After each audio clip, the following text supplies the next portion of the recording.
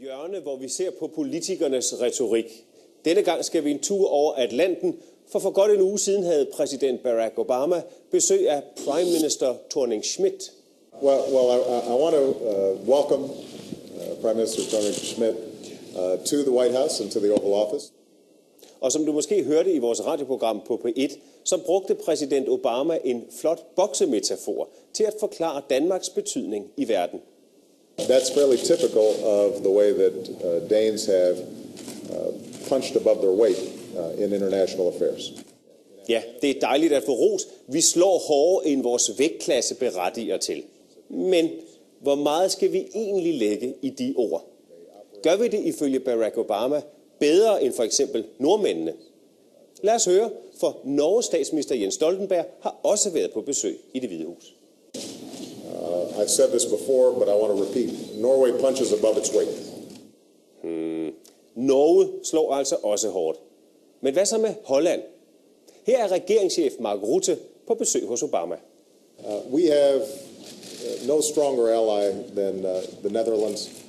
They consistently punch above their weight. Og hvad med Irland? Ireland punches above its weight. It's a small country. Eller Filippinerne? The Philippines is not the largest of countries. In using a phrase from boxing, punches above its weight. Ja, mange små lande får store rosende ord med på vejen, når de besøger præsidenten.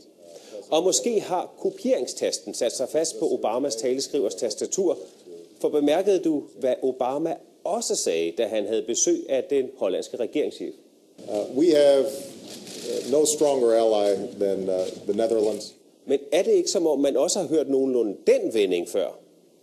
We have no stronger ally than Australia. Jo, og måske mere end en gang. Poland is one of our closest and strongest allies. Great Britain is one of our closest, strongest allies. As I said earlier, Germany is one of our strongest allies. This state visit reflects the fact that the Republic of Korea is one of our strongest allies. Israel is one of our strongest allies. France is our oldest ally. La France est notre plus ancien allié. And continues to be one of our closest allies. Italy is one of our strongest allies. Japan is, of course, one of our strongest and closest allies. Ja, USA har altså mange tætte og stærke allierede. Men hvad så med Prime Minister Helle Thorning-Schmidt? For vi er vel i Danmark en af USA's stærkeste og tætteste allierede. Ikke, Mr. President? I also wanted to just say how much we appreciate the great alliance and partnership that we have with the Danish people on a whole range of international issues. Hvad? Er vi hverken en af USA's tætteste eller stærkeste allierede? Nej, vi er bare en god allieret. Ja, nogle gange skal man lytte mere efter det, der ikke bliver sagt, end det, der bliver sagt.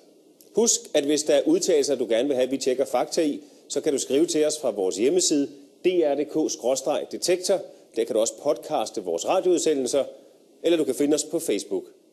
Tak for nu, og på gensyn i næste uge.